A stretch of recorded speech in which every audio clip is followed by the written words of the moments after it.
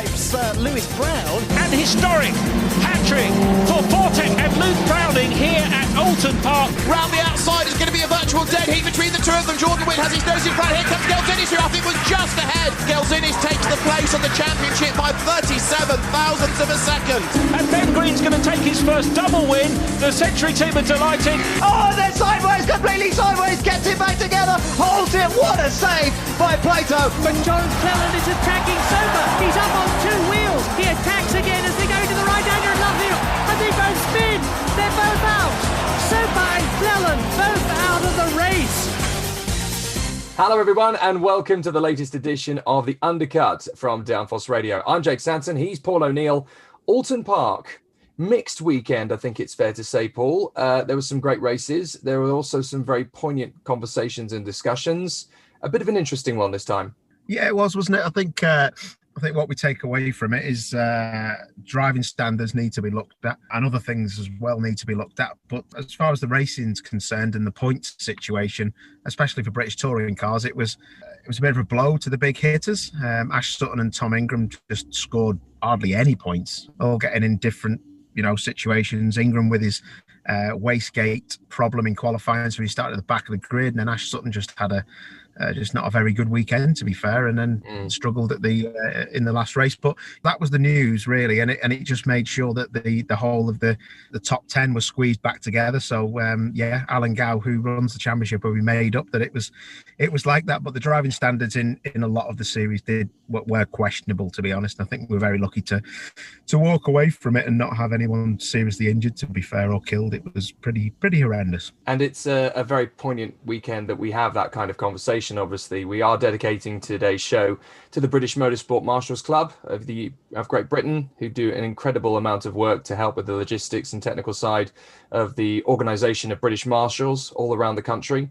And a very difficult weekend anyway, as news came through during the weekend of a rather unfortunate accident that took place at a different meeting at Brands Hatch, which sadly resulted in the fatality of a marshal. It really brings home just how much hard work and dedication the Orange Army really do put in, because it says it on the back of the ticket when you go to a race meeting, motor racing is dangerous, you come in at your own risk.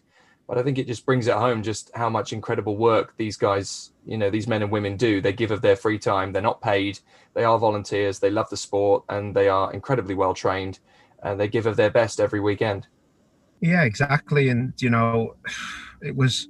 I was there on the Friday at Brands Hatch when I was helping out some clients of mine in a TCR Golf, and I was with the classic touring car racing guys in one of the sessions, and I know them quite well, and I can only imagine how that has affected them as a group of people, and also affected obviously the marshals, who I'm an ambassador for with the BMC. So.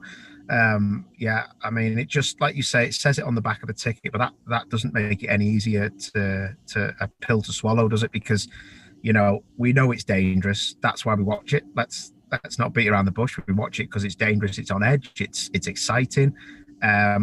Does it need to be that dangerous when it doesn't need to be that dangerous? If you get what I'm saying, I don't think it does. And I do think that we've got places to look at, and we've got things to speak about going forward as well. I couldn't imagine what it was like on Sunday for marshals all around the country, boys and girls, to get back out there and do the volunteering job that they love to do and get on with so professionally and amazingly. But then to have a weekend like they had at Alton was a bit of a really difficult pill to swallow for them as well. It was kind of this is quite a not a nice thing to say, but it was near enough. The way they drove really was a bit of a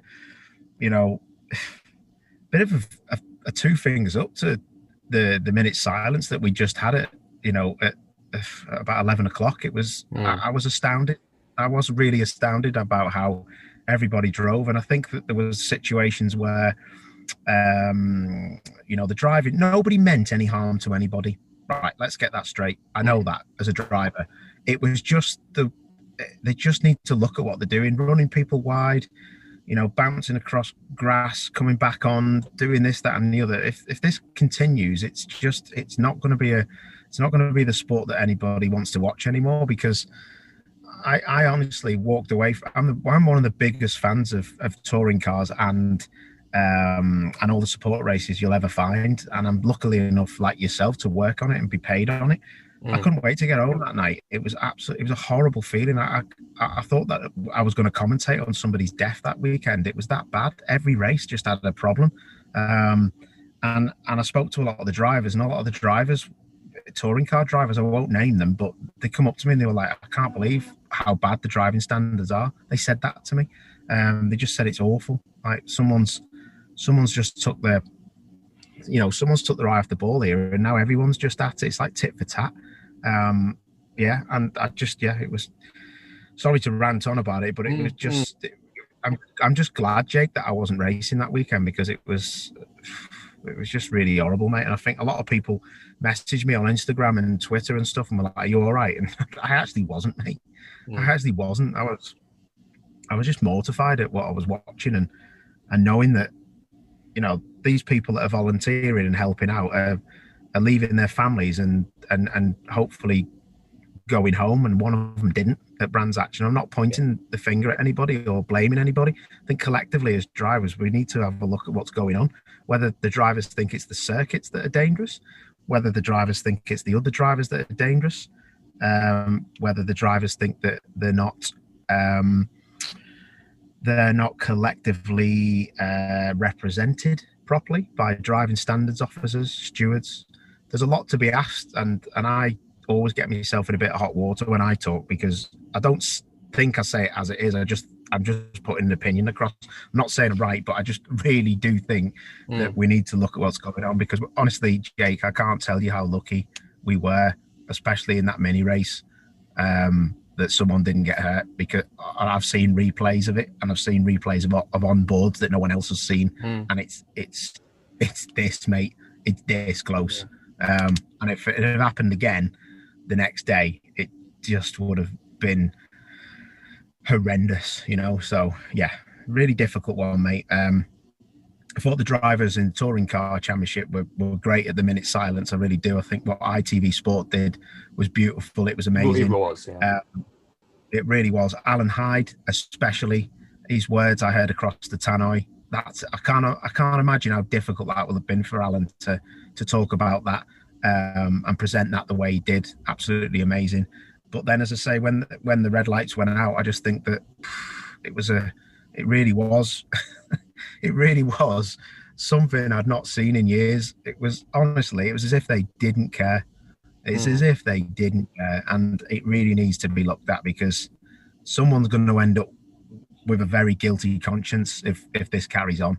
And like I say, I know they don't, sometimes no one goes out there to harm anybody, but they really don't understand what the consequences could be if they don't get this house in order, because I watch it as an ex-professional, horrified at what I see. I'm just, my head's in my hands, and if we've got time to change it, we need to change it pretty early and get it all sorted out and nipped in the bud before, another person ends up, not going home from something they love to do. So yeah, that's my say on it anyway, mate. I mean, it's an interesting one. We'll come back to it. Obviously, we'll talk about it in a little bit more detail later as we talk about different elements of the weekend. Let's talk about race one of the touring cars. Last time out, you mentioned that Gordon Shedden is definitely going to win at Oulton Park this weekend. He nearly got it done. He ended up following his teammate home in race one, Dan Rowbottom, breakthrough victory. George Grant, our man on the scene, was there to grab him off the podium. So let's have a listen to what Dan had to say. What a fantastic victory. Your first ever win in the British Touring Car. How are you feeling? It's only taken about 25 years. No, fantastic, ecstatic, to do it here as well as Catherine's home race. Obviously the guys have supported me through thick and thin, and to do it here is really, really special. So what does this circuit now mean to you? It means a lot now. I mean, it was only ever a good circuit before. I think it's a bit of a favourite, so it's fantastic. To get a win in, it obviously helps with the championship. That's what we've got to do. And it was lovely just to see you with your baby there. Fantastic. I know. I'm all a bit emotional, to be honest. Yeah. Congratulations from all of us at Downforce Radio. Thank you. Cheers. Thank you very much. So there we go, Dan Rowbottom, first victory. And it's been a long time coming. He mentioned there, Paul, it's been 25 years in the making, his chance to get up to the front of British touring cars. was a very, very controlled drive from a guy who'd never won a touring car race before. It was. You know, you wouldn't have thought that was his first victory in a British touring car. You would have said that was like his 8th, 9th, 10th victory in a touring car. I watched him not over defend and quite confidently pass Gordon Shedden at the start, get in front of him, control the race with more weight in than Gordon Shedden at the end of the day. I was super impressed with how he drove. I thought it was pretty impressive how he controlled that. But you know what won in that race was the race start. And Tim Harvey had already said to me in the morning that he'd been watching the practice starts on the Friday of the shakedown. And he said that they were all amateur except for Dan Rowbottom. He said he's never seen a touring car start in an NGTC car like that. That was at 9:25 on Sunday morning. And then bang, he did it twice, didn't he? He got 2 really good starts, and then, as I say, he nailed it for the win. And yeah, got in front of Gordon, made Gordon think about what he was doing. Really, I've never seen Gordon be questioned like that before. I can't remember the last time he was questioned in British touring cars like that. And Dan really give it to him. And yeah, I think there's a new challenger, mate, to go. And I've always said it. Dan's a good driver, and Matt Neal seems to just be trying to say, no, Dan, it's fine. Now they've gone away from Oulton, and I think Matt Neal's going to be like, right, mate, game on. You keep cracking the whip and seeing, you know, how Gordon can respond, and Gordon will respond, obviously. But what you've got is 2 FK8 Hondas, Halfords with Cataclean in the championship fight, no doubt, where they were nowhere before we got to Oulton Park. Yeah, it's nice to see them turn their fortunes around, and it definitely gives us a little bit of a suggestion that Rowbottom's confidence is going to be sky high for the rest of the year now. Third position, let's have a little bit of a talking point. Sicily Motorsport and Adam Morgan putting themselves into a strong position this weekend. We caught up with Adam and also with Norman Burgess after the first race. They were obviously riding the crest of confidence down in the pit lane. Last time I spoke to you, you were at Brands Hatch and you won your race. And that was a fantastic race, full of all sorts of incidents. So how are you feeling right now? Yeah, really happy. You know, we're on the medium tyre, the Honda's on the soft tyre, so we sort of, showed our pace. You know, they're carrying a little bit of weight, but we're carrying no weight. But to keep with them, is really, really positive. So we've obviously got a lot of weight now on for race 2, but the BMW carries the weight quite well. So hopefully we'll see how we go. Still he wants that. Just a quickie. So with the incidents, how does that affect you in terms of concentration? Well, as soon as you stop, really, the first thing you want to do is go to the toilet. That's your immediate thing. So I had to run off the track into the trees and have a pee. You just have to focus, reset, and just make sure you do everything right. Hook your start up and stay out of trouble and bring it home. Well, Adam, congratulations, mate, and onwards and upwards to the next race. Brilliant. Thank you very much. Cheers. Cheers, mate. Thank you. Norman, you are the stalwart of this paddock here. So how do you feel Adam did fantastically well at Brands Hatch and he's following on again. So what does it mean to you? The way that he's taken to the BMW has shocked all of us, really. I mean, with this second time that we've out-qualified the WSR cars, and he's just been absolutely fantastic in the car. I'm sure Tom will come good. He's struggling a little bit with it. But the way that Adam's adapted to this car is just mind-blowing, and we're over the moon. It's good qualifying yesterday, solid. Said it wasn't, I don't mean to say, sound funny, but he said it wasn't really difficult, no suicide lap like we used to have to do in the old A class. We used to have to throw one in and dice with track limits, but no, he's just taken it really well. The team are working hard, it's just fantastic. So yeah, we're on a real high at the moment. Well, it's great to see you again. The crowd are here and fantastic. Brilliant to have everybody back. Yeah, it's just been fantastic. The hospitality's got 100 guests. So our sponsors are happy because we can't do this without them, and it's really worked out perfect. So yeah, we're well happy. Fantastic. All of us from Downforce Radio wish you the very best. Thank you very much indeed. Cheers, big man. Thank you. So yeah, an interesting one. Adam Morgan and the Sicily Motorsport team getting third position, and again, it looks like they're on a bit of a freight train ride to a permanent place at the front end of the field. They've turned a massive corner in the last few rounds. Yeah, they have, haven't they? And there was you watched it, and on paper there's questions been asked about the first round was a bit like, where are they? And then that was at Thruxton, and then you get to the next round and they're knocking on the door. Then you get to Brands and the reverse race win, and then then on pure pace alone, no reverse grids at all. Adam Morgan qualifies top BMW, gets on the podium top BMW, and is now ahead in the championship as top BMW. So, Matt Neal always says to me when I speak to him on YouTube, he's always like, mate, Adam Morgan, he's as good as anyone.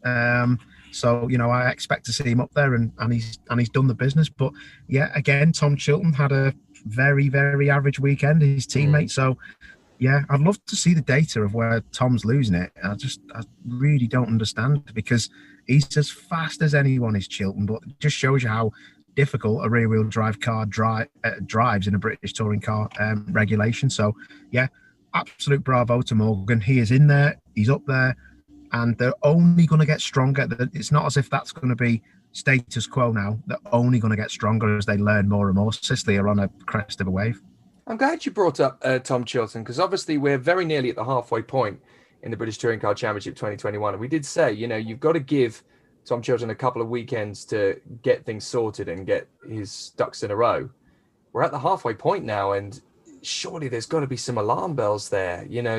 Maybe one bad weekend, a second bad weekend, okay, you can think maybe there's something to unpack. But we're 4 weekends in, and for me, and I don't know if anyone else agrees with me on this, but the definition of insanity is repeating the same thing over and over again, expecting a different result. We're nearly at that with Tom Chilton now, aren't we? Yeah, I'd say so. And Tom's a very good friend of mine. And, he's always smiling, always chatty. I asked Adam Morgan one-to-one what was happening. He said it's just little bits here and there. He'll get there. When we do shows like this, to be fair, Jake, what usually happens is Tom Chilton will win now. Yeah, that's a good point. I'll be really honest with you.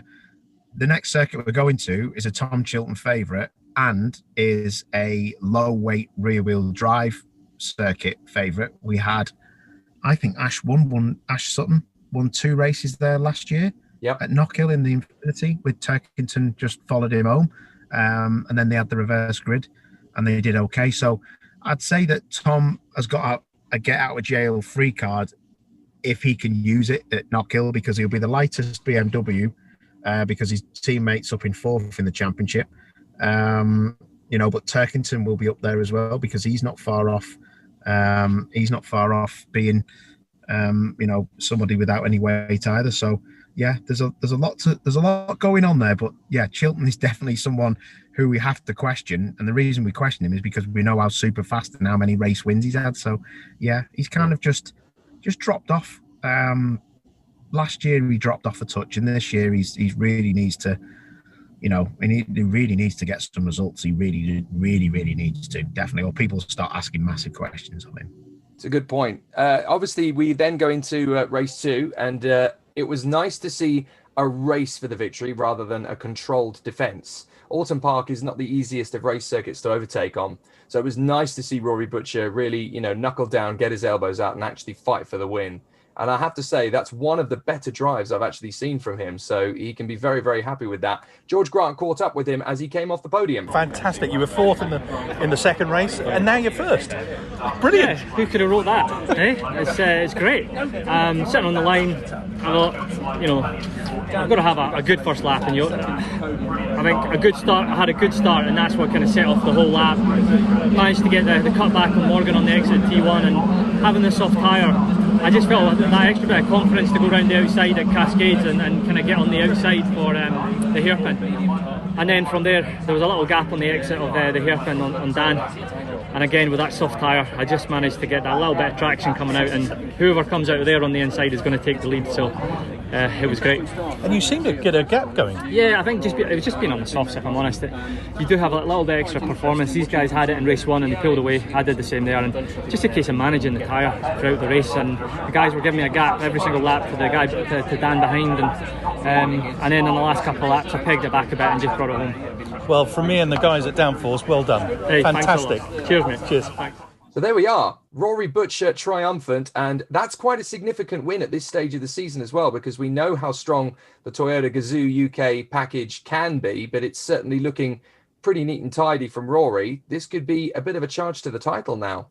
Yeah, I mean, well, he's right in there, isn't he? And the thing is with Rory is, you know, I think it has took him a little bit of time to gel with the car, and I think it took a little bit of time for Speedworks and Toyota Gazoo to gel with him. So that was the first indication I have had that they really have got it nailed on now. They've switched that car on for Rory's liking. You know, I'd love to know what the big change was, to be honest, because that first lap from Rory Butcher was unbelievable, wasn't it? To get past as many cars as he did, kind of bullied his way into the lead, but fairly. You know, he give other drivers an option, and they took the option to stay on the track, and Rory just, you know, got past them and cracked on. But he controlled that race, and the car was super fast. I was just looking at the lap times, and yeah, he was absolutely pinned with the lap times he was doing, but he was still half a second off what Tom Ingram did in the race. So it just shows you the pace is there, but it's still not absolute pace. I know Tom Ingram had no weight in the car, and Rory had a bit of weight in the car from the last race. But yeah, to go from fourth to first in the first lap, get it done, dusted, job done. So yeah, he did a great job, didn't he? And I think for me, the person of the race though was Dan Rowbottom to finish second with all that, you know, 75 kilos of weight on board. That dispels any, you know, myths that was just one of them races that somebody in a light, fast car won. So he did an amazing job to be only 1.6 seconds off and finish second. So yeah, unbelievable stuff from them guys. Yeah, really good to see Butcher and Rowbottom really starting to break their duck and get on with things now. One of the drivers in the British Touring Cars this year who has struggled, George Grant went to find him over the course of the weekend. Rick Parfett Jr., his first season, of course, in the British Touring Cars, and certainly his first ever season in a front-wheel drive race car at this level. So he's obviously been struggling, but George decided to go and catch up with him to see how things are getting on. I'm here with Rick Parfett. He's got a sort of a smile on his face, but I think probably it's more of a grimace. It's a grimace, yeah. It is a grimace, yeah. I have to say I did feel incredibly sorry for you, mate. Yeah, no, I was just having a quiet race, to be honest. This is my first time here in touring cars. I know how hectic it could be, and I know there's nowhere to pass. I was trying to let my teammate through, Tom, and so I lost a position to Jack by trying to be nice, and then.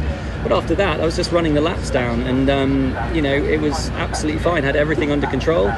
Just watching the chaos unfold in front of me, I knew that when the tyres started to go off, stuff would start to happen, and that was always my plan: just run a nice, quiet race one, and you know, try and get a couple of places up, which we were. We're already up into 22nd, and I think maybe there might have been a couple more, in, you know, with all the shenanigans that was going on.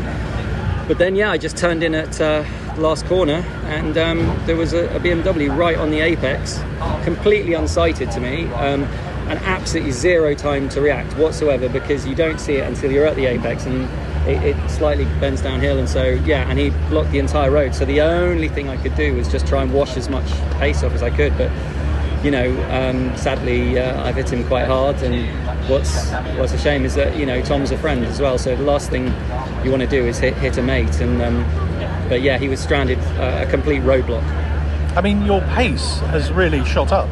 Yeah, no, I was really happy, like Collie. I mean, you know, you think, I hadn't been here before in the dry or on new tyres, so if you saw in the wet, I was flying yesterday. You know, I think it was P10 or P12 and then P5 whilst it was wet, and in both practices, and then in the dry yesterday, so it was a complete unknown. I went out with new tyres and trying to find where the pace is, and you know, where my braking points are and everything, and so to, you know, and I went from, I had a couple of laps here on the tyre day, but literally less than 10 laps, and the weather was really bad, and so it was brand new to me, and so I think I did a 29 then, and you know, was way off, and then so yesterday I did a 26.7, so I'm in the 26 club, which was great, and I mean, that's progress, so it's all coming together, you know. But things like this, I mean, that unfortunately is, well, precisely that was just unfortunate. I don't know what caused it. Apparently, allegedly, I don't know the details, so I shouldn't really comment on it, but I think Plato spun him round, I think, or something. Yeah, the sad thing is it's caused 3 cars to pretty much be out, you know. No one wants to see that today, so fingers crossed that we'll get out. But the main thing, and I said this to everyone, is that all three of us are all right. And cars can be repaired, you know, people can't. And no one wants to come around the corner and crash into their friend. So I'm just pleased that Tom's all right, pleased that Chris is all right, and I'm fine. We'll live to fight another day. Well, thanks very much for your time, mate, and all of us from Downforce Radio wish you all the best. Cheers. Thanks. So, quick Rick, it's been a tricky one for Rick Parfett Jr. The rookies have had, you know, an interesting season. It's not been an easy weekend at Oulton Park, but it's not been an easy campaign overall for the rookie drivers. And even though Rick has really found it quite difficult and the results have been tough to come up with, you know, he's conducted himself admirably within the team, molding himself into the sort of the ethos of British touring cars. He's not far away from getting those results. No, I actually don't think he's done that bad, to be honest. You know, Rick, I know Rick very well, and he rings me quite a bit. And I spoke to him before the season started, and he said, "Where do you expect me to be?" And I told him, and that's exactly where he is. And there's no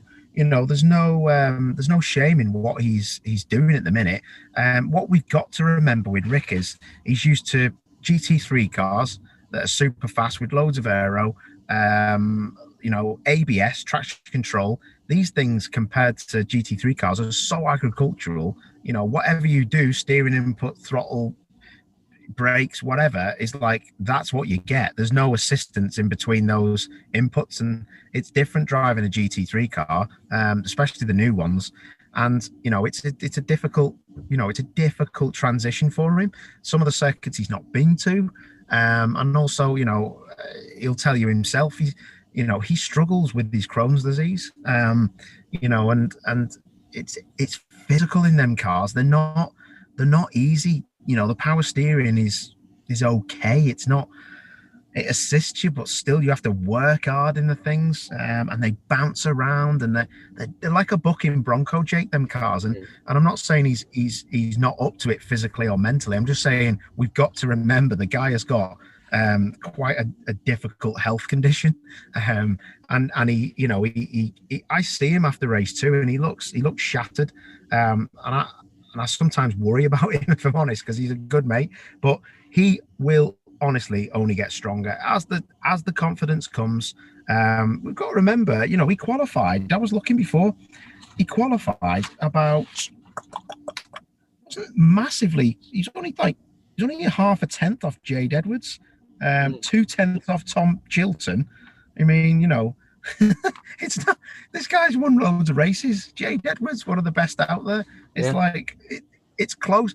But Adam Morgan told me not long ago. He was like, "Paul, this is the most competitive year I have ever known in British touring cars that he's been competing in," and that to me tells a story, because that's huge. You know, it really is. Touring cars is competitive anyway, but for Adam Morgan, who's up the front, to say it's that hard just shows you that there's it's very difficult, and you know, it will come for Rick. It'll come for Rick. But that was a difficult weekend with the accident with Tom Oliphant as well. He's a really nice guy, and things like that will affect Tom. He'll be like, affect Rick. He'll be like, "Oh no, I can't believe I've done that." But you know, accidents happen, and there was a bit of finger pointing towards him. I think he just panicked, if I'm honest. But looking at it a couple of times, it's dead easy to panic in them cars. You look at the car that stopped, and you're like, "Oh," and he's hit the brakes hard, and it's just drove into him. If it wasn't going to be him, it was going to be someone else. And fortunately, people went round the outside, and but Rick wasn't that fortunate. A lot of damage, but a difficult weekend for Rick. But onwards and upwards, he's been in darker places than that, so he'll be fine. Absolutely. Now we come on to race 3, which is a difficult one for many different reasons. Obviously, we had a start line incident which brought out a red flag, which we'll get onto in a bit more detail. In terms of the result, Senna Proctor coming through with a great win. Again, BTC Racing up at the front. Obviously, it's been a difficult couple of weekends for Josh Cook, which again, we'll talk about in a bit more detail. But for Senna Proctor to come through, there was a bit of frustration from him over the weekend. He felt that in race 1, he could have had the win, but in race 3, he was able to get it done. George Grant managed to find him as he came off the podium. Senna, a very welcome relief for you. How has it gone for you?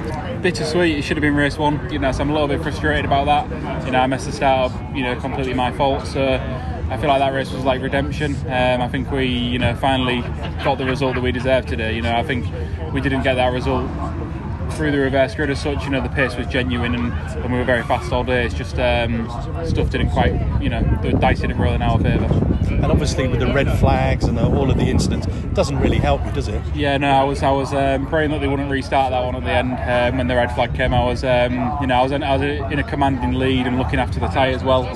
So I think it would have been unfortunate if we restarted. Obviously, looking forward to Knock Hill. What are your thoughts about that? Knock Hill will be good. I'm yet to see how the Honda is around there, so we'll find out. I think I carried a lot of momentum from the test day here a few weeks ago.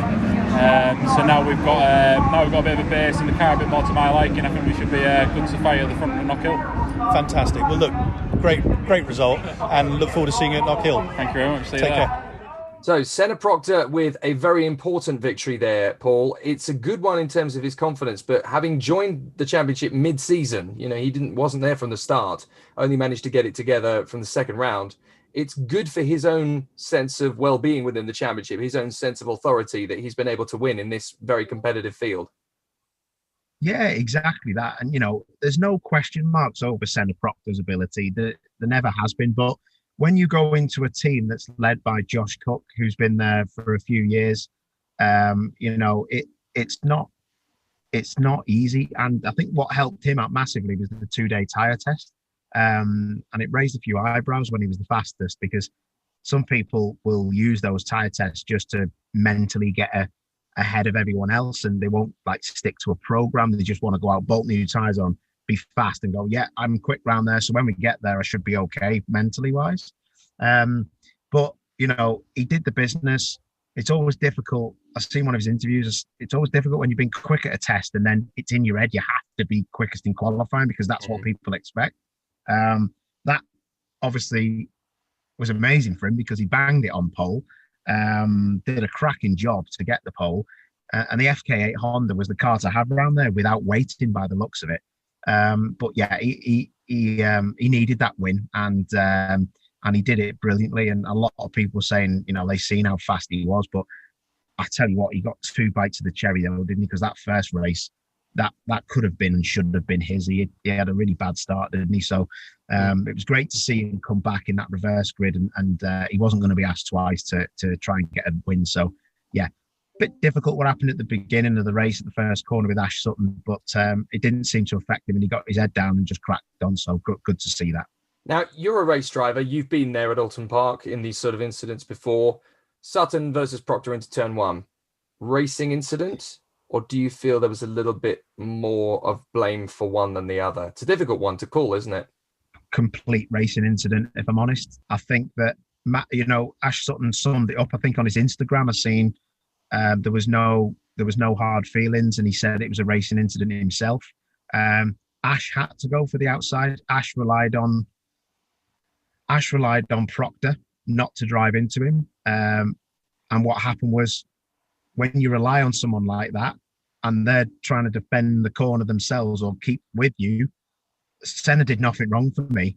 I really did. And Ash didn't really. The only thing what happened there for me was Ash would have known there was a big percentage chance that he was going to get turned round, but he took the chance because he's a racer, and it happened. There was, for me, Proctor couldn't have done anything else. He was into the corner. He can't put more lock on, and he can't come out of the throttle that's going to, as hard enough that's going to get him out of that situation where he tagged the rear of the car. So that for me was a bit like the Max Verstappen, Lewis Hamilton thing. I was just going to say that. It's exactly the same style. And again, it's from two racing drivers who will, if the roles were reversed, would have put each other in exactly the same situation, and it would have had exactly the same outcome, surely.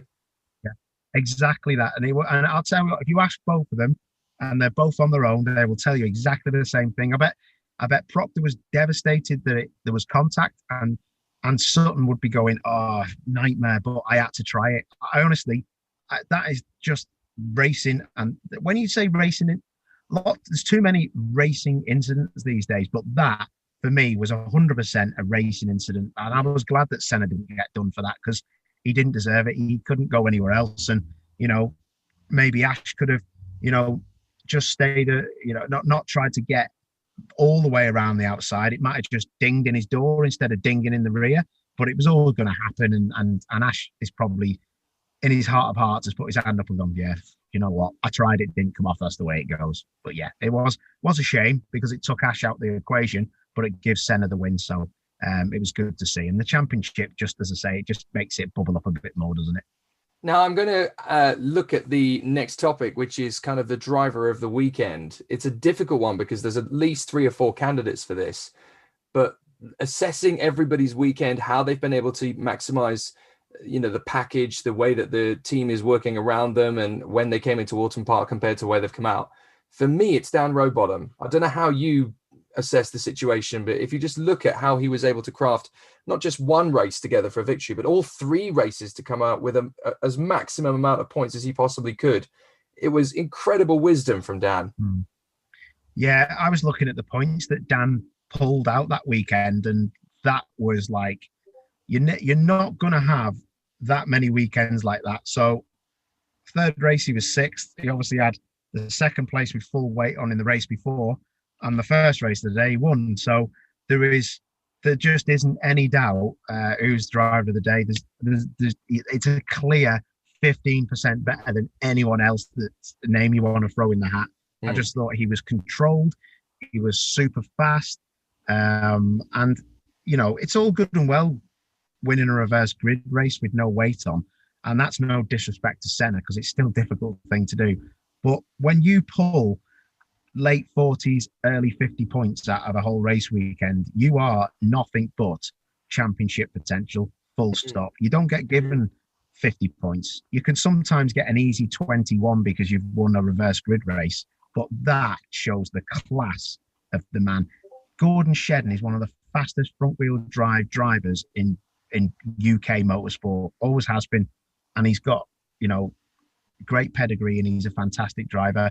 To make Gordon Shedden look pretty, not average, but, like, I don't know, Shedden was made to look like Matt Neal used to get made to look by Gordon Shedden, if you see what I mean. I know that's a bit of a whoa, but I'm telling you now, Rowbottom has arrived, full stop. And the good thing about him, he looks unperturbed by what's going on. He's like, says it how it is, talks about it. Was a bit emotional when he won the race, but you would be. But sometimes when you win a race like that, you then go backwards because you're just still thinking about that emotion and how good it was. He didn't. Stuck the full weight in the car, finished 2nd, and then he had his 6th place in the reverse grid. Calculated, excellent, brilliant day's work from Dan Rowbottom. Yeah, really good to see. George actually caught up with him as he finished off his 3rd race, so let's see how he calls it. Well, I'm here with Dan Rowbottom. Dan, you're making this a bit of a habit now. This is 3 out of 3. Congratulations, mate. I know, 3rd time lucky, eh? 3rd time today to see. It's great. I mean, obviously that was just a Jack Sears win, but P6 with all the weight from a P8 start, I think that's been a good weekend. So I think we've had the biggest points haul of any driver this weekend, so a few more of those, please. Fantastic. So what were the conditions like?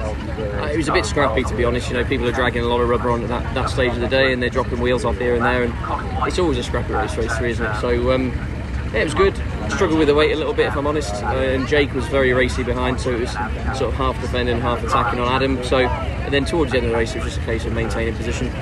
Well, look, congratulations, mate. Anyway, you've had a fantastic weekend. Thank you very much. Now, another man that George Grant picked out over the course of the weekend is a man who's really stood up and paid attention, and I would again mark him out. And we've talked about him a couple of times this season already. Stephen Jelly, who really does seem to be maximizing again every opportunity he's getting. If these guys keep messing up, like your Ash Suttons, like your Tom Ingrams, if these things keep happening, Stephen Jelly is one of those drivers who's going to be there to pick up the pieces. I think that was his best weekend since Snetterton, where he got some cracking results, but he was top team BMW driver this weekend. I know Adam Morgan was better overall in the 330i as an independent, but that for me was unreal stuff from Jelly. I mean, he's on 85 points, Turkington's on 89, so there's 4 points difference.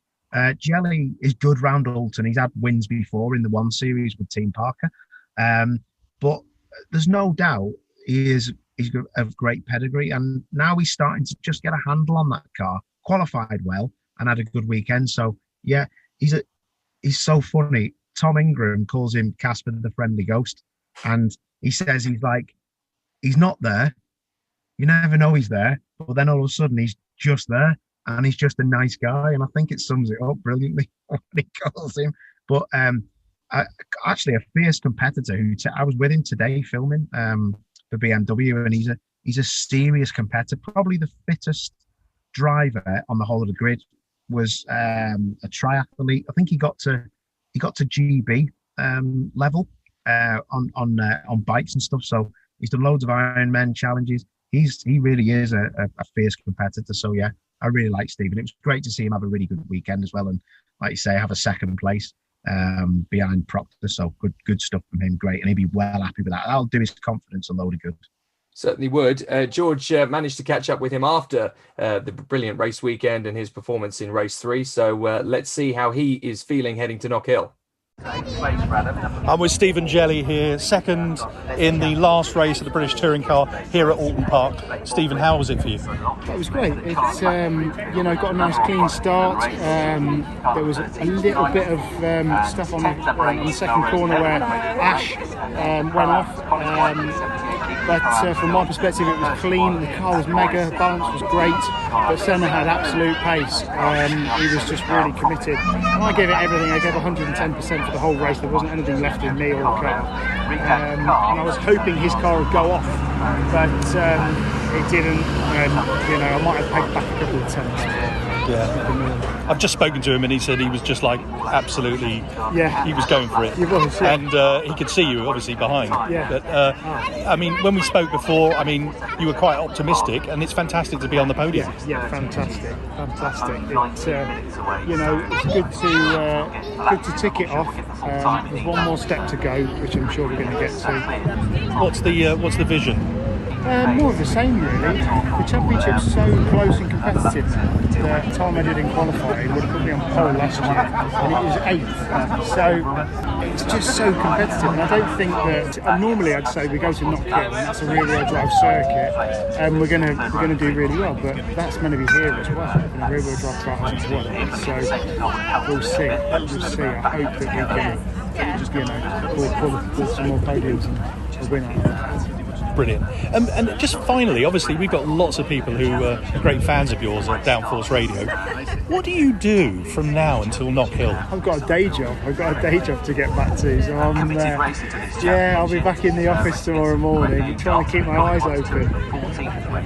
It's a tough timetable because we start in the afternoon here and squeeze the races in. I've survived on like caffeine and energy drinks and things all afternoon, and I'm going to have a come down at some stage. Yeah, well, it's 6:15. You need a well-earned drink. I do, yeah. Congratulations, mate, and I'll see you at Knockhill. See you at Knockhill. Cheers.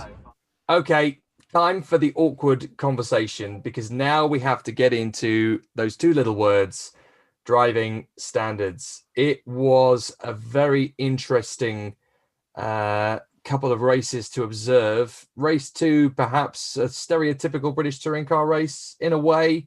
Race 3, there's definitely some room for a lot of, self-scrutiny from a lot of drivers out there. Obviously, the whole thing kicked off with Sam Osborne being squeezed, pirouetting around. And obviously, when you go on the grass on the left-hand side on the run to Cascades, you've got no hope of slowing down. And poor Sam had just no choice but to be ploughed into a field full of cars. And I think the drivers kind of anticipated it was coming, so made silly maneuvers to try and get out of it when you've got drivers on your left and got out of your right, and it just caused more difficulties. So unfortunately, it was one of the most clumsy runs to Cascade I think the championship's ever seen. I think Chris Smiley got a strike for it and points. Speaking to some other drivers I know today, they were saying that that's what the penalty was. I mean, you're approaching that kink to brake for Cascades on, early doors on that first lap at over 100 mile an hour. And I don't know, he's obviously in the wrong because he's been done for it. So I don't know what was going through his head. Didn't look like he had any oversteer where the rear axles give way and he's had to correct. But pushing someone and squeezing someone on the grass at that speed down there is just, it's just horrendous. A lot of the cars are left-hand drive, and you're just asking for trouble. We've seen it before. You get hit in the door, and Tom Oliphant was lucky when Rick Parfett hit him in the door. And it's just there's a bit too much of this squeezing and pushing people, on the grass, and there's a lot of cars, and the cars are big now, and the circuits are still the same size, but the cars are bigger, they're faster, and yeah, it was just the last thing that we needed to see, to be honest. And I'm not saying I want to sit here and say I've never squeezed someone onto the grass. I haven't, but I've always thought I've done it in a manner where it's not going to be dangerous. I would never think about doing that down at Cascades, because you just know that a driver has no chance of regaining control, because the circuit keeps going right until it goes left at Cascades. So there's only one place you're going, and that is on the grass at high speed, downhill, bumping across the grass, out of control. We've seen it with King and Hannafin in the Porsche Carrera Cup. There was a little bit of contact by the looks of it. Don't know how it started.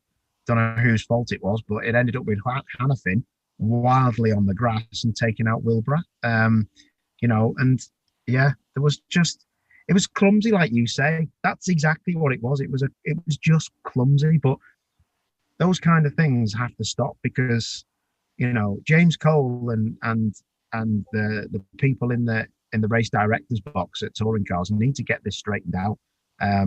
And it all started for me at Brands Hatch, where people were pushing to pass. There was nothing done about it. And yeah, touring cars has been very, very good the last few years with driver standards. I thought was amazing. The damage bills were down, but now where we really need to make sure that the damage bills are kept down because of the situation we found ourselves around the world, that we need to make sure that the driving standards are up to scratch. And a few people really let themselves down, I think, at the weekend. But yeah, I mean, for Jack Goff to tell me that, he's never seen anything like it, and to go on Twitter and basically say, you guys all need to sort yourselves out, I think that speaks volumes of what's going on. And it's a championship I love, but I just hate to be watching it on the screen and seeing what's going on in front of me, because it's no one's out there to hurt each other. I've said that before, but I just think they need to be reined in. I hope Gal gets them at Knockhill. We go to the tightest, most probably dangerous circuit, as in not dangerous, it's fine, but if you start tapping people and hitting people in break zones, and I would hate to think what's going to happen there if we keep driving like we have been in the last couple of rounds. That's what I'll say on that. Well, Jack Goff was quite outspoken on social media, as you mentioned. Another man who was very outspoken when George Grant went to find him was Ollie Jackson down at Motorbase Performance. He had 2 races where essentially he ended up off the road. Let's see what he has to say. How are you, Ollie? I've had better days. So can you just summarise your weekend? Crap. Basically, yeah. No, just I think qualifying, we could have been a bit quicker yesterday, although I did lose my best lap for somebody balking me, unfortunately. Today has just been a nightmare. I mean, we've had the pace all day. I've made up loads of places, and I've got fired off repeatedly. So it's just not anything that I've done. It's just been one of those just terrible days, and I just think generally the driving stand's been awful today. I think you've pretty much summed it up, to be fair, Ollie. I mean, you had pace in the car. The chassis is really fantastic. Yeah. You could see it in your technique as well. It's just you were a victim of circumstance, really. Yeah, no.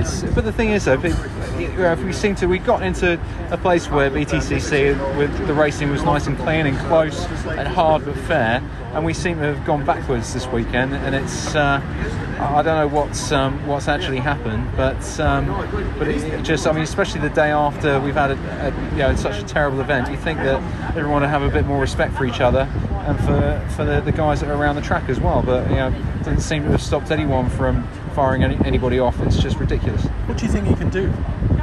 I think they need to be handing out bans, frankly. I think they need to be harder on people doing the obvious, blatant sends. I mean, we're racing close.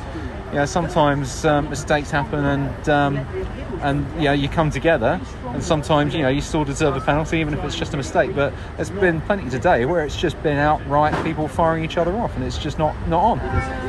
Do you think they'll review all the footage and something will happen? I'll be honest, I think they've probably got so much footage to review, and across nearly 30 cars and 3 races, or 4 races, that I just, I'm not going to hold my breath.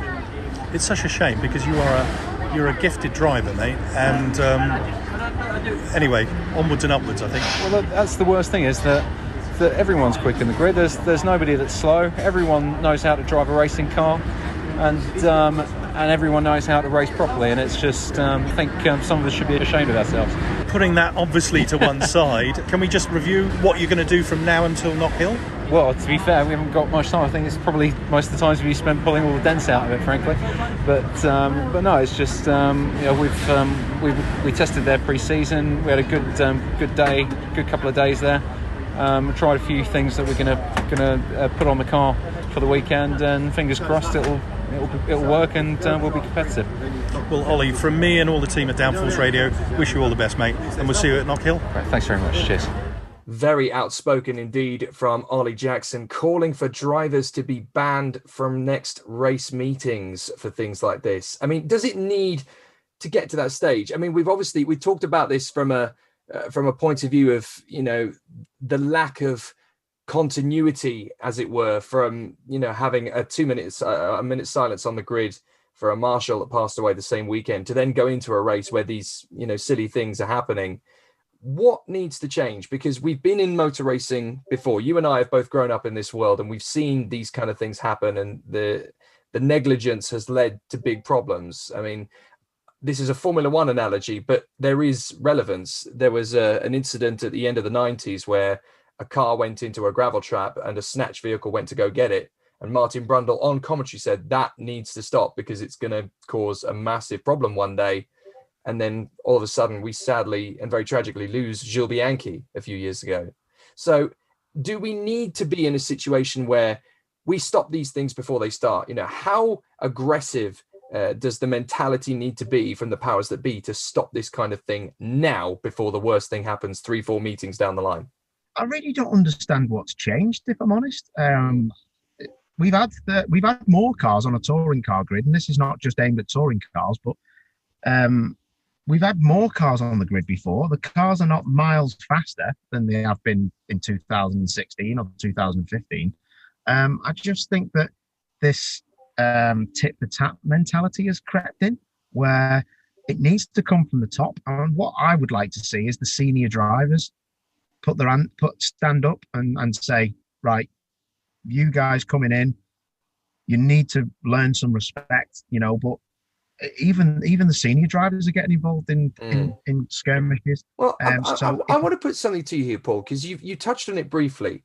The Brands Hatch meeting, where we had this kind of push to pass mentality, where a few of these incidents were not really picked up on.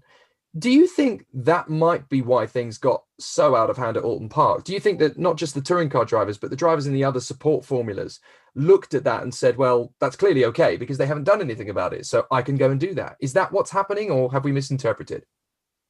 No, I think you're right. I think, and I mention it all the time, and people just think I'm some, I don't know, fuddy-duddy that, doesn't know what they're on about, but is, Robin's racing, that's just the way it is.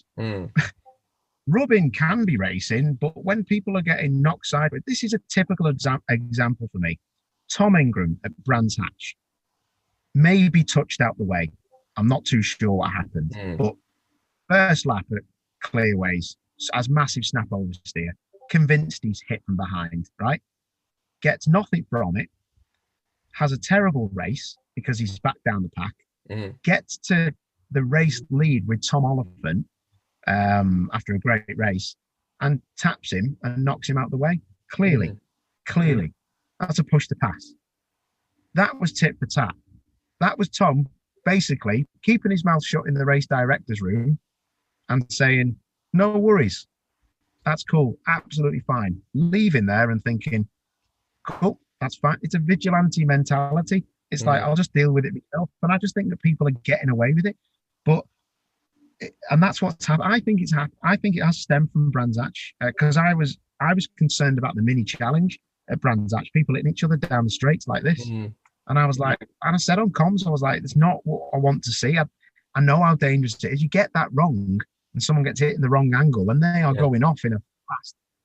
90 right or a 90 left, they're going, and you don't know where that car's going to end up. We've seen at Oulton where the cars can end up. They can end up back in the middle of the pack with cars approaching at 120 mile an hour. So I do think that it does need to come from the top. It needs to have senior drivers standing up. It needs to have drivers coming together and saying enough's enough. But it also, and really, is not it should come from the top of the top. So it should be your James Cole, who looks after the driver standards in British touring cars, for touring cars. It should be coming from him, Alan Gow, Ian Watson, and I'm sure they've got this all in hand. Let me tell you, Jake, there is no way Alan Gow will will not want to see what he has seen at Oulton Park. There will be something said. Absolutely not. Alan's not a stupid man, and he's not heartless. Absolutely not. He will have this straight. He will try and get this straightened up, but it needs to happen now, or there's going to be a lot of sleepless nights for a lot of people if they don't do it. And that is a really straight up thing for me to say. And yeah, and I'm going to say it, and that's the way it is. They need to sort it out, full stop. Because we go to another circuit now, Knockhill. My word, you'll be in some trouble if you go off fast. Whoa, that's very true. Yeah. I mean, obviously, you're absolutely right. And, Alan Gow wouldn't have been in charge of British touring cars for as long as he has without getting on top of these things, nipping them in the bud quickly. So I'm sure hopefully it's just a blemish, and it'll be just a dropped stitch on motorsport's tapestry, and we can get back on with things at Knockhill the way it should be. We'll leave it at that for the moment, because obviously everybody's going to have an opinion on it, and we've already expressed ours. Tom Ingram, what a strange weekend he had. A man who's trying to get back into the lead of the championship. George found him at the end of race 3. Here's his take on it, because it was an interesting one. Obviously, it's been an eventful weekend for you.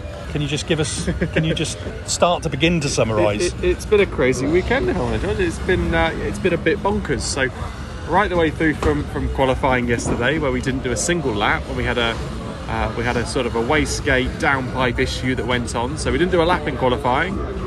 And then race 1 with 66 kilos coming from Knutsford Services was equally just as testing. And then the second race we got through. Thought I was going to be right into the mix of a reverse grid with finishing 10th, and they pulled ball number 9 out, which I think is unfair. I think it's very rude, to be honest. But that was kind of the story of the weekend. And last race, I got involved I was collateral really. Mr. Sutton had been tipped into a spin at the first corner, so I had to go left to avoid it, and my car swallowed some earth, and I had to pit to get rid of it. So yeah, a difficult weekend, but weirdly we're still second in the championship. I don't really know how that's happened. Ash remains in the lead. Somehow I'm still second. It just seems a bit bonkers, really. Well, I suppose it's a weekend to really forget, but it's an old school circuit, this. What will you do now, from now until Knockhill? We've obviously got a fairly short turnaround, which is quite nice, and it's quite ironic given the 5 weeks off that we've had between the other races, so it's going to be quite nice to get straight back on the road up to Knockhill. I'm up to Knockhill early. I'm looking after some Ginetta Juniors. I'm helping those out on the Monday and Tuesday, which will be nice. Play a bit of golf up there whilst I'm there, which will be nice. And then really just a case of recover and get ready for the fraught nature of what Knockhill's all about us. Well, as ever, it's a delight to speak to you. Thank you, Tom. Thank you very much for your time. Thank you. And I look forward to seeing you at Knockhill. Look forward to it. All the best. Was a bit baffling this weekend, not just for Tom, but also for Ash Sutton. 2 drivers who are trying to fight each other for the championship. They didn't get a chance at any point to battle with each other. At any point, they were basically just cannon fodder for unfortunate circumstances for all 3 races. They did not look like either of them were drivers that were actually fighting for the championship. It's a very strange scenario for them. Yeah, bizarre. I mean, it all happened for Tom with qualifying and having the wastegate problem and being at the back of the grid. But like you rightly said, it reminds me of when you're at school and two lads have been trying to sort a fight out all the way through the day in school, and it's going to happen at 5. Everyone gets down the park, but both of the groups of friends are like, "Nah, you can't do it." So we didn't see that sparring at all, did we? And we will see it because it will be between them and others. But I was a bit disappointed actually, because I was game on for it. Because if you watch Twitter and Instagram, him and Ash, they've got good respect for each other at the minute. It's like I seen Tom say, "Don't worry about the weekend, mate. We got pushed about, but we'll be back. We'll be back scrapping, and hopefully there's no one behind us. We'll go at it toe to toe." So they know what they're in for. But it's great to see the mentality of both of them. Ash is very quiet. Tom prods. Tom reminds me of a very young Plato, and he does prod, and he just tries to get that mentality thing going. So, yeah, that'll happen, and I can't wait. And I think it will be like a scrap at school with two lads that you just wanted to see, and you shouted, fight, fight, fight, fight, so everyone can. It's rather funny in a way, because we had a weekend where neither Sutton nor Ingram took a race win on the same day that neither Lewis Hamilton or Max Verstappen was on top of a Formula One podium. It was a very weird day for racing, but hey. What are you trying to say, Jake? You calling Ocon Senna Proctor? Not going to compare. No, I'm not making that comparison at all. No way. I'm not going to ruin anyone's reputation, not even mine. An interesting one as well. We talk about Sutton and Ingram, but what happened to Colin Turkington and Josh Cook this weekend? It was just an absolute minefield for either driver. And now both drivers are out of the top 4 in the Drivers' Championship. It couldn't have been a worse weekend for either of them. Yeah, I mean, I'm just looking here. Josh Cook, 5 points from the whole weekend. Colin Turkington, 12 points from the whole weekend. I mean, Colin has scored 14 points in the last 2 weekends, 6 races. Yeah. 14 points. That for me now is game over for Colin. Honestly, I think that's game over. That's a big statement. Unless Colin, and he could do this at rear-wheel drive circuits coming up, Knockhill and Croft. And I'm not too sure Croft is that much of a rear-wheel drive circuit now, because they've resurfaced. I honestly think that if Colin doesn't get 2 wins at least, or maybe 1 win and a podium in the first 2 races, I think that is game. He needs a Dan Rowbottom weekend at Knockhill, or I honestly think he can call it quits. That is a big statement, but I honestly think that's what could happen, because I do think that BMW, even though Morgan is doing brilliantly in it, and he's just keeping himself out of trouble and staying at the front, I do think that BMW has lost a bit of an edge by the looks of it. I don't know whether everyone else has cracked on or whether they've been pegged back too much. I really don't know. It's a fascinating one, because neither Josh or Colin looked like they came out to play at all. And it's completely changed the face of the Drivers' Championship. One of the men to benefit from it the most, of course, was Jake Hill, who started the season so well, scored consistently in all 3 races, and now he's back in the top 5, back in the title fight, especially after Sutton and Ingram didn't really get the points they felt they were going to get from the weekend. George managed to catch up with Jake Hill, who is, of course, backed by Downforce Radio this season. Let's see how he's getting on after the 3 brilliant races he had. Jake, obviously, you had fantastic pace over this weekend. How was it for you? Yeah, it was good. I mean, you're right. We were quick all weekend. Yeah, I'm pleased. It's been a great points haul, and I think we've pretty much outscored everyone that's in front of us, and we've closed the gap massively to the lead now of the championship, which was the aim, but didn't expect it to be as good as that, really. So very pleased. A little bit disheartened. I wanted more, but overall it's been a great weekend for me and the team. We won the manufacturers twice, so yeah, I'm pleased. I mean, the pace in the car is phenomenal now. I mean, you've got some real bonuses to take away from this weekend, haven't you? Yeah, for sure. We've learned a lot about the chassis, which is the main thing.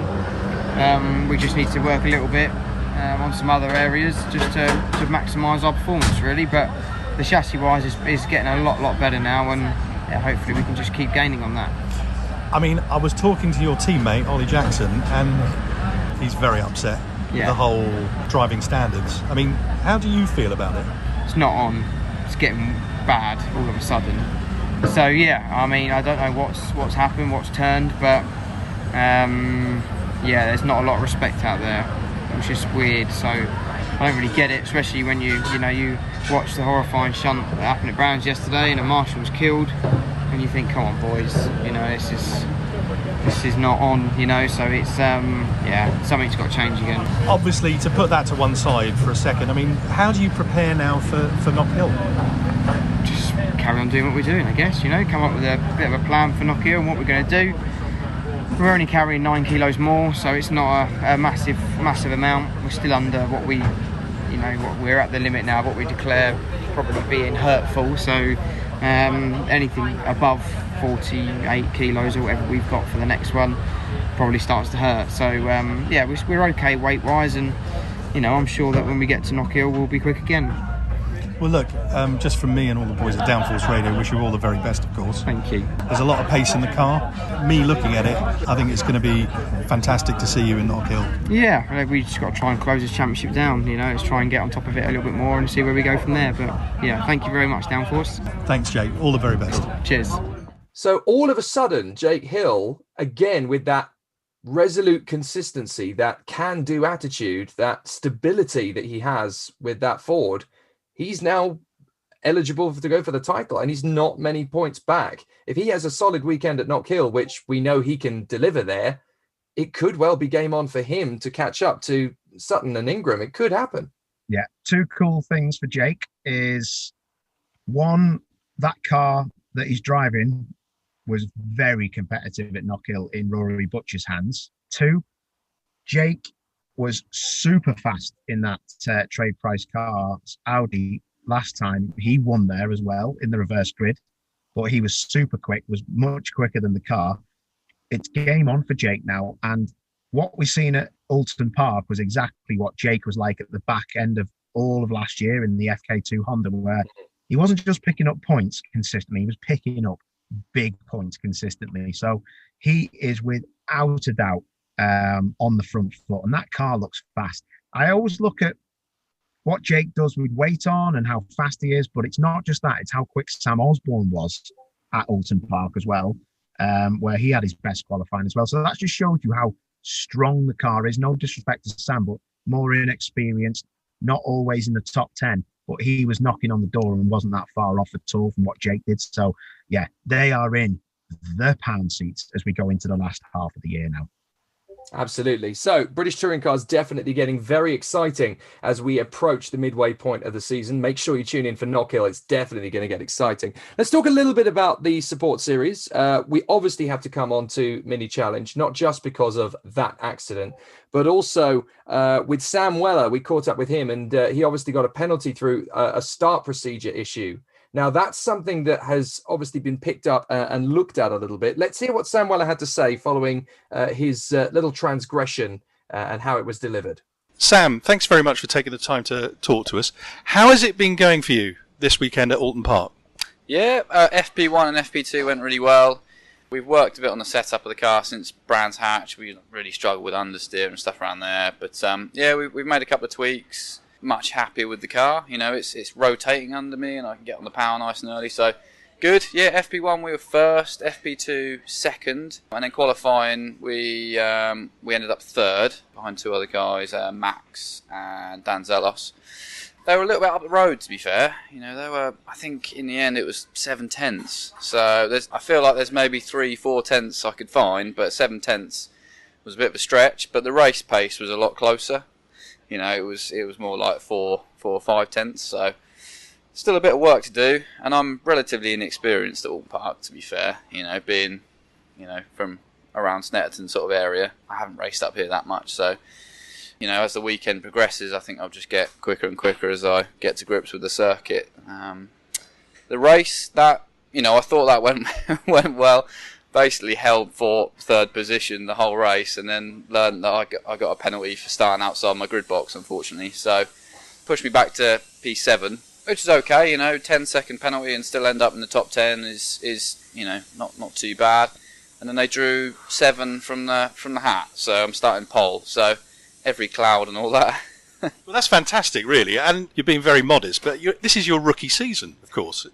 Yeah, it is. Yeah, and I've done a little bit. I've raced in the Coopers for a couple of years. I've done the odd race here or there in these cars. So I wouldn't necessarily say I'm strictly, completely green to it. But this is my first season. It's the first time I've raced one of these cars at Brands Hatch and at Oulton Park. So these 2 rounds are brand new to me. Felt completely at home at Snetterton, and obviously got really good results there. But no, it's still a steep learning curve, even though I've had my car for 3 years now. So you're starting from pole. What can you do from there? I need to win, really. I've lost more points yesterday with that penalty to to the front runners. Obviously Max won, so I need to win. There's anything less than that from pole, I'm going to be pretty disappointed with, to be honest. So yeah, that's my only goal really for race 2. Well, Sam, congratulations from all of us at Downforce Radio, and good luck for this afternoon. Great. Cheers, George. Thank you. So yeah, Sam Weller starting an interesting debate in a way after his brilliant performances at Oulton Park. He clearly drove phenomenally, but it's raised an interesting talking point now. And obviously from your point of view, Paul, trying to see how the championships obviously try and echo the professionalism that's there within the British Touring Car Championship. It's something that they've clearly had to look at, they've had to address, they've had to pick up on, and hopefully it's going to improve.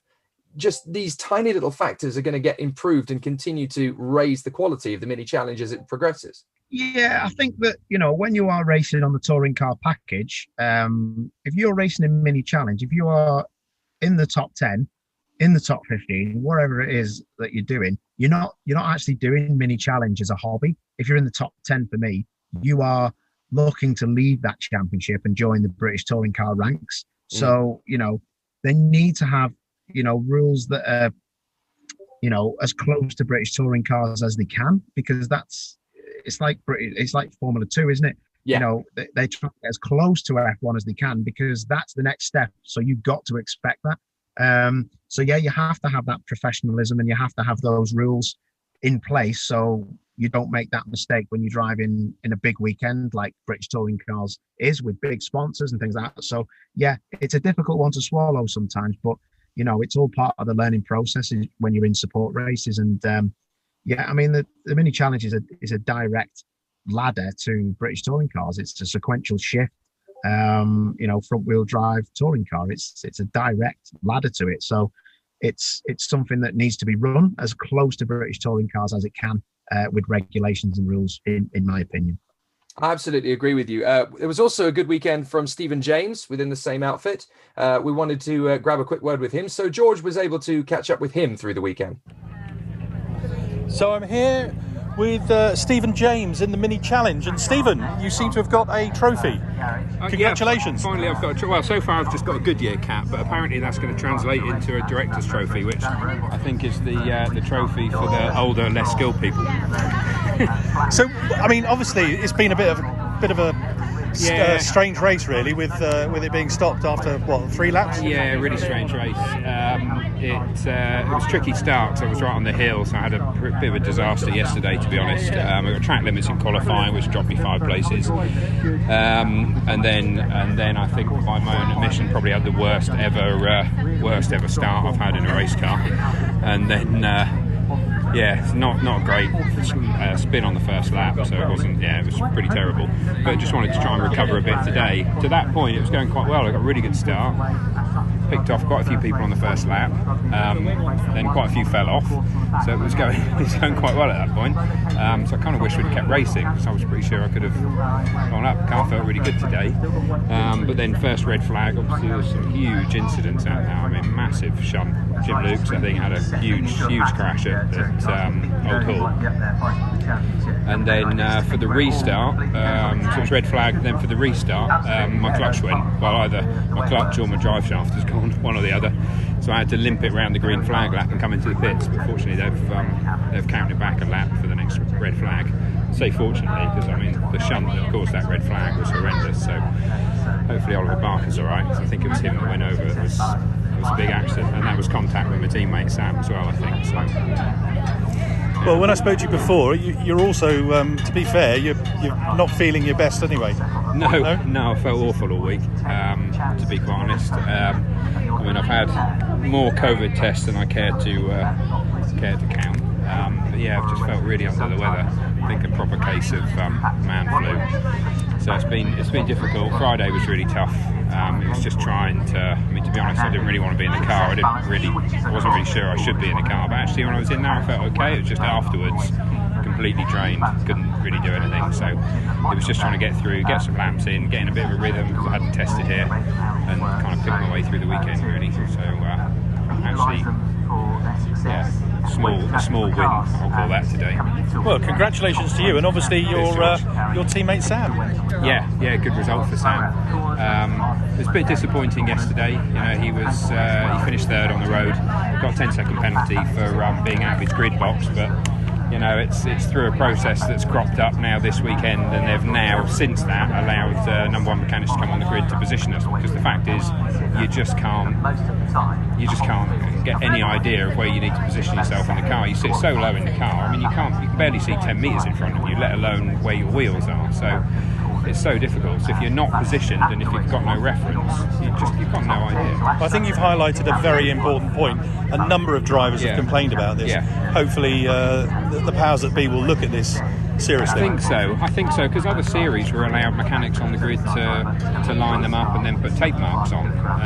So that's what they've now allowed us to do. It's just a bit disappointing that a 10-second penalty yesterday has caused that process to be brought in. But anyway, the plus point was the reverse grid was for 7th place today, and that's where Sam went down to after his 10-second penalty. So that worked in his favour. Unfortunately, couldn't convert it into a win. I'm not sure what happened to win the race, but he was there or thereabouts, and he's managed to survive that accident, which I'm pleased about. That could have been very nasty. Well, look, the cars look great. Hybrid tune is brilliant. Congratulations, mate, and onwards and upwards. Thanks, George. Thanks, Downforce Radio. Cheers, buddy. Excellent stuff. Now, we've obviously talked at length a bit about Mini Challenge, and obviously in the first few weekends, there have been some difficulties. We touched on it a little bit at the start of the show. It's worth picking up on the fact that, these guys are the hungriest racing drivers we have in Great Britain. They are all itching for those results that are going to put them in front of the sponsors that will carry them and put them into a decent British touring car seat in 2022. They're all hungry. There's that sense of urgency.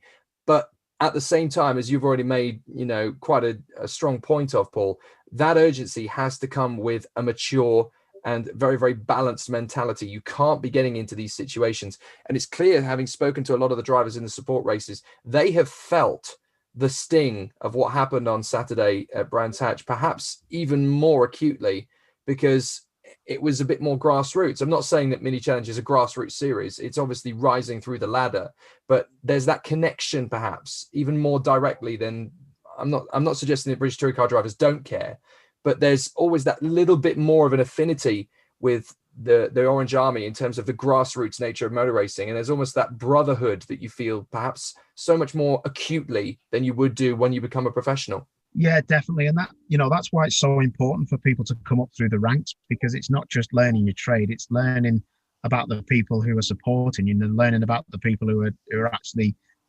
helping you to get there. Like you rightly said, you're not trying to say that touring car drivers are, not affected by something like this. They really are, because we look at them to make sure that there's that connection between the Orange Army, the marshals, and the drivers and the fans.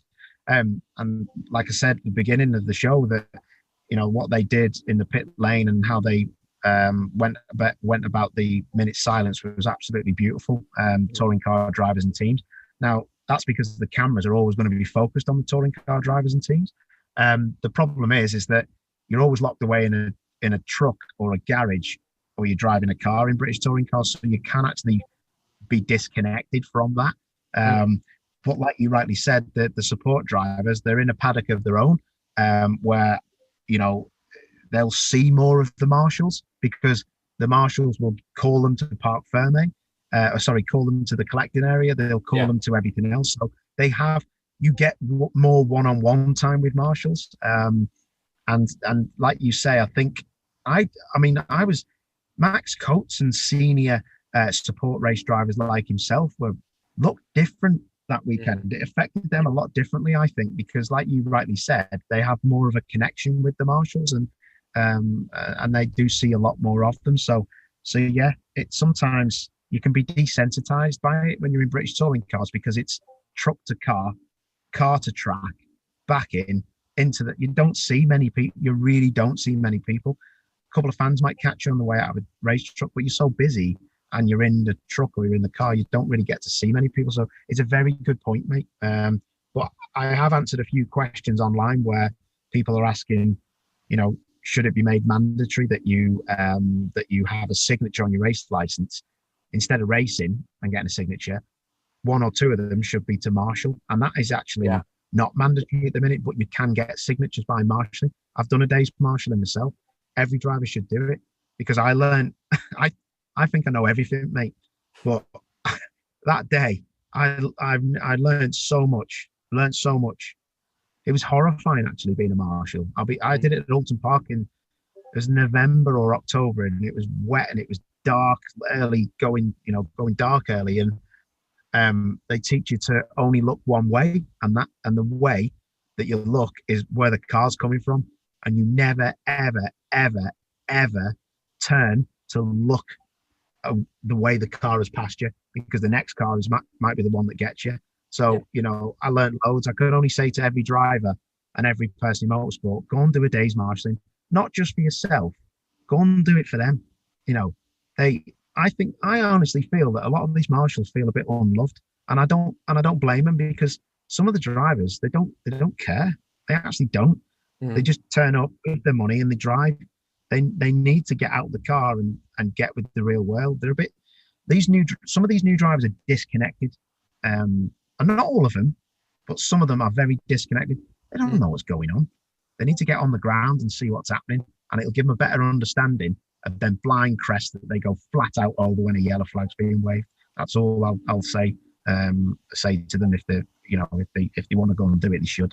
And I completely agree. I personally think it's not something that should even be done at the level of the touring car paddock. I think it should go right the way down to karting. I mean, I've done a day's karting marshal, and some of the kids, you finish a race and the race is, the checkered flag's been out and they're under yellow flags, and some of them are still racing. They're still at racing speeds after the flags. And I see it in Europe, I see it in the UK, I see it in Germany, in Italy. And you just kind of think, well, hang on a minute, the race is over. What are you going to prove? You need to have a bit of respect for the sort of the courtesy of this. And I personally feel, I agree with you. I think you should always, if you're going to be a professional racing driver, if you're going to be a workhorse racing driver, in the sense that you're going to be out there every weekend and you take it seriously, you should absolutely do a day of marshalling. I think it should be part of getting your racing license, in all honesty. If you want to renew it every year, then I think part of that should be take a day out and go and do some marshalling. It doesn't have to be at the circuit level. It could be at karting level, whatever it is. But as long as you've, done your day of marshalling a year, it's not that many hours out of your life. It's not that many hours out of your year. If you can afford to go racing, if you can afford to put in the man hours to get yourself on the starting grid, then I think you've got that little bit of opportunity to take that professional courtesy to see what the Orange Army goes through. And I swear, if every driver in British motor racing who has a Motorsport UK license were to do that, I guarantee, and I think you'd back me up on this, I guarantee that driving standards in most forms of motor racing, overnight, you would see a massive change for the better. Yeah, definitely, mate. I just think motorsport's a funny one, because people pay to do it, that you don't need to do an apprenticeship, so to speak. But I think that should be your apprenticeship, and not even the senior drivers should go and do it. And I think, I think you look at football. Every footballer, I would say, at a professional level now has been a boot cleaner. They've had to have the respect for the people that are at the top. And for me, the marshals are at the top, because if they all turn around one day and went, guys, you're not doing it. Yeah, we're walking away. We're not doing it. Let's pick it and let's go home. Have you ever heard of that? I've never heard of that. And then the reason you don't hear of that is because they're volunteers and they're beautiful people who put their lives on the line, because they love the sport. They love watching Jason Plato going round. They love watching Ash Sutton. They love it. They go there. They're not actually there to watch. They're there to work. But at the same time, I just don't see why people aren't showing them the respect. It should be mandatory. It just should be. I've always said it. It's just crazy. And I even mentioned to them, I said, this should be professional then, isn't it? Because you're risking a lot here. And one of them turned around to me and went, I never want to be paid for this, mate. And neither does anyone else. Nobody wants to be paid for this. We do this because of the love of it. And that's why there'll never be, a race will always go ahead, because nobody will ever leave because they love it so much. So let's just give them the respect they deserve and just go there and learn something. You know what I mean? There's a lot to be learned. standing on the bank and helping people out the gravel trap and everything else. Yeah, there's definitely a lot to do, mate, and it's come to a head now, so it needs to be done. I completely agree with you, and I hope everyone listening joins us in kind of supporting what the Orange Army does. No matter what domestic level of motor racing you're into, and no matter what your passion is for it, they really are the true heroes of our sport. On that subject, we're going to focus a little bit on Ginetta's now. Rowbottom Racing, very solid racing for the team, very solid weekend for Tom Hibbert.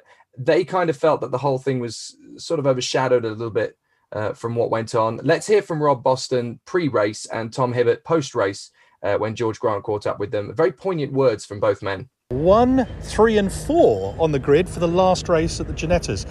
How's it going for you, Rob?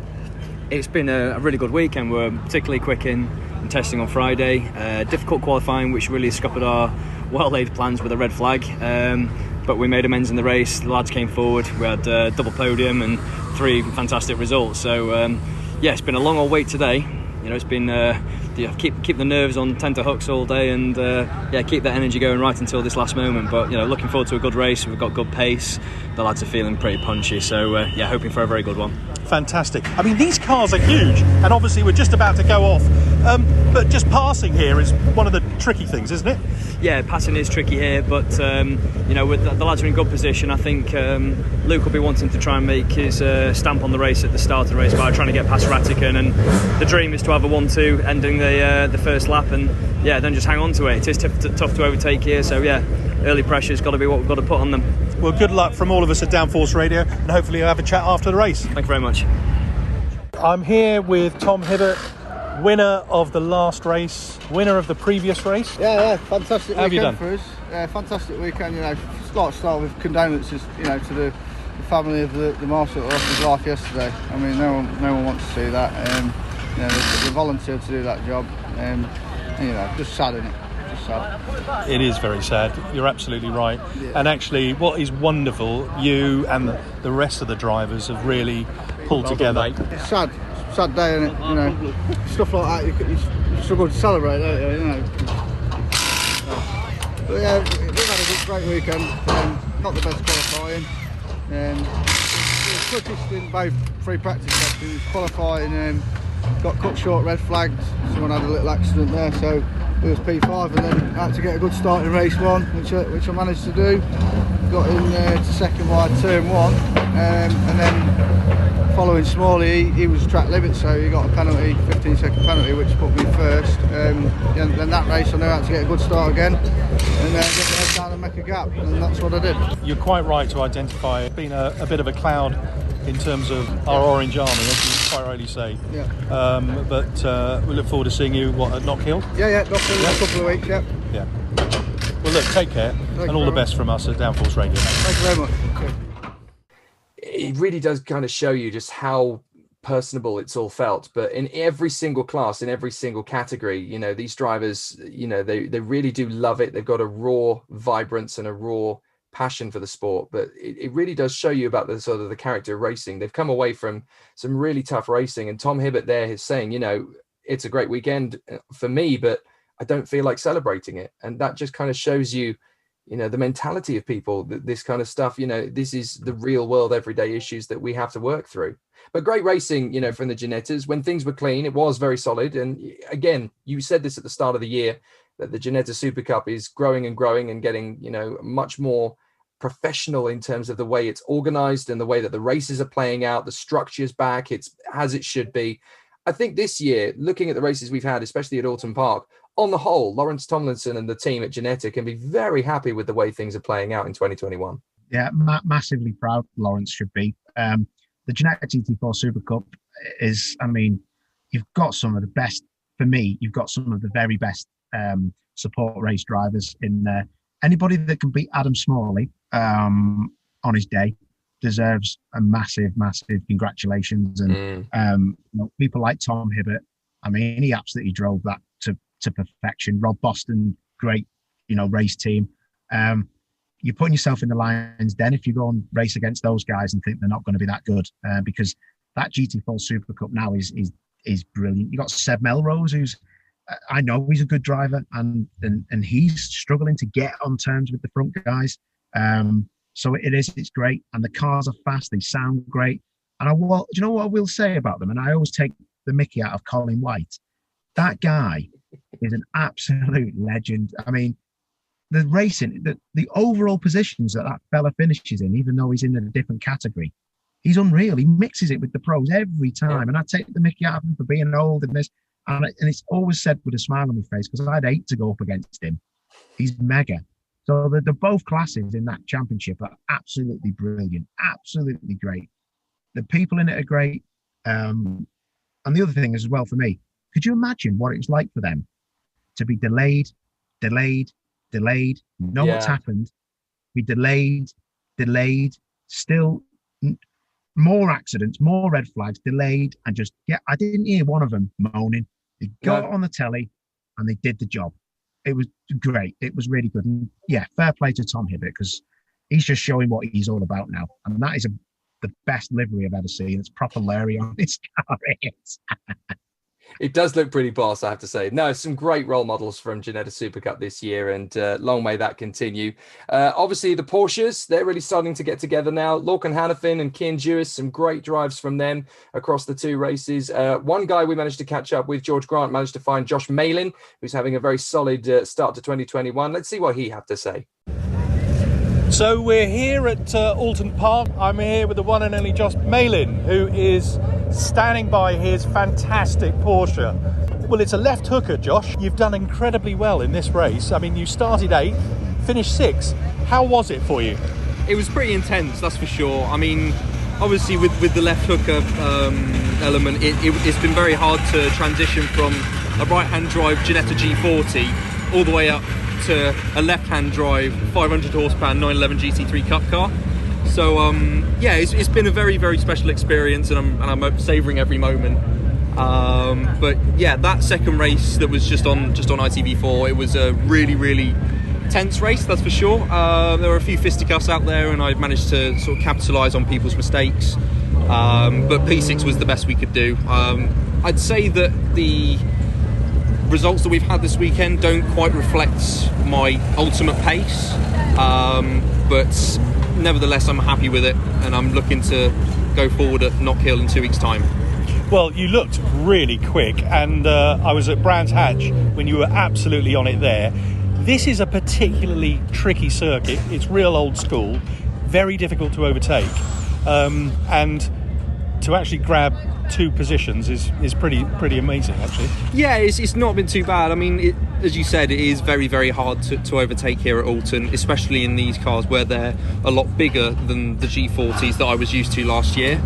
The only reason, in all fairness, to other people on the grid, is that I made the 2 positions up from an incident that happened ahead of me, and by ahead of me, it was right in front of my front bumper. So I was lucky to sort of avoid all the contact and the incident, and just brought it home in P6. So really pleased, considering I was right on the back of Camish and King for most of the race. So that's certainly something to be proud of. Well, you've done fantastically well, Josh, and from me and all the team at Downforce Radio, we look forward to seeing you at Knock Hill. That's brilliant. I appreciate it, George. Thank you. And he's a real talent to watch out for, actually, Josh Malin, making that transition across. A lot of drivers undervalue just how difficult it is to go from a right-hand drive car to a left-hand drive car, because everything changes initially. It's like you're driving the whole thing in a mirror, and you've got to try and adapt to that change. So the way that Josh has been able to transition has actually been incredibly impressive for such a young lad. Yeah, it is. And, I'm super impressed with him. He's a type 1 diabetic like myself. I know the struggles. I speak to Josh quite a bit. I know the struggles he goes through, trying to keep his levels in check like I do. But I raced with it for a long, long time, and you just get on with it. It's not a problem. But I am impressed with him, and I do think that he's going to have a race win. That lad will have a race win. He's just been getting quicker and quicker and quicker and quicker. And let's not forget, he's a rookie, and he's racing against Nathan Harrison and people like that in his class that are, they're champions, and so is he in GT5 Ginetta. But still, he's a young lad, and he takes everything in his stride. And he has got a race win coming. That lad, he's definitely up there. And he'll be learning and learning and learning, and he'll get to the end of the year. He'll be so strong. But I tell you what, I've been impressed with those lot at the front, because it was always this Harry King, Dan Camish, Harry King, Dan Camish, exactly. Dan Camish versus Harry King. Lorcan Hannafin, Will Martin, they're not having any of that, are they? No. Keane Lewis, they're not having any of it. Like, Lorcan should be up the road in the championship, but he's just had a couple of things here and there. So that is a cool championship to look out for. That is going to be, I can't wait for the last round of Brands Hatch. That's not going to be Dan Camish versus Harry King. That's going to be Dan Camish versus the world. That's going to be cool. Yeah, it's going to be very, very exciting to watch as we play out. British F4, great weekend from James Headley, Mackenzie Cresswell, and Joe Loke taking the victories. Well done to Joe. I know it's very, very hard on their budget, so Joe is really outperforming himself and doing a fantastic job this season. Proof that Thruxton wasn't a fluke, so really good to see Joe Loke really pushing on. Ginetta Juniors, it's really a short story, isn't it? Liam McNeely with a win in race 1, but obviously with everything that happened, race 2 is now going to be a knockhill after the red flags, and it's a difficult one because, of course, with the junior drivers, again, I always kind of look at it and feel that there's that sense of urgency, that sense of itchy feet, these young drivers who are as young as 14 that are going out there and pushing it. I love watching junior racing. It's obviously what I'm all about on the karting scene. But when these guys are obviously getting into a car race aged 14 and they've got millions of viewers watching them, there's always that little bit of that sense of urgency, and it creates these issues sometimes. I don't know how you feel about it, but it just played out as an unfortunate, short-lived junior weekend that with just a little bit of caution, a little bit of a reminder from the drivers that you don't win the race on that one, but you can really lose it. That would have made the weekend a little bit stronger, because there's some great talent on that field. They just need to chill out and let it all come out organically. Yeah, I think so. But you know what, Jake? They're usually very good, and we do see mistakes from them. We do see mistakes from them, and we expect that. I just think that has been heightened by everything else that happened in every other championship. So you're dead right. And you know what? Things like this, they will learn from. They won't just learn from their own championship. They'll learn from others, because they'll watch other championships as well, and they'll probably, I'm hoping they'll go home and they'll be like, oh, I don't want that to be me. I wouldn't want that. I wouldn't want that being on the television if that was me, or I would cause this red flag. So it is all a learning process. And like you say, it's such a shame that they've been, somebody had to be pushed off the race schedule and stuck on a new one at Knockhill. So I just hope that they see that they've got another chance, and they can give us all at home what we know they can. But like you say, I just think they got maybe caught in the moment, like all the other championships did, and yeah, it was a bit of a shame to end it like that and to miss that race out. But it will be fine. I'm a positive person. I'm sure that they'll learn from the little mistakes they had, and they'll crack on. So yeah, it'll be good. But to bring this show to a conclusion and to kind of bring it as a nice central roundabout, we've obviously seen 3 very different British touring car races and 3 different winners in Dan Rowbottom, in Rory Butcher, in Senna Proctor. We've seen a complete shake-up at the front end of the field in terms of the championship fight.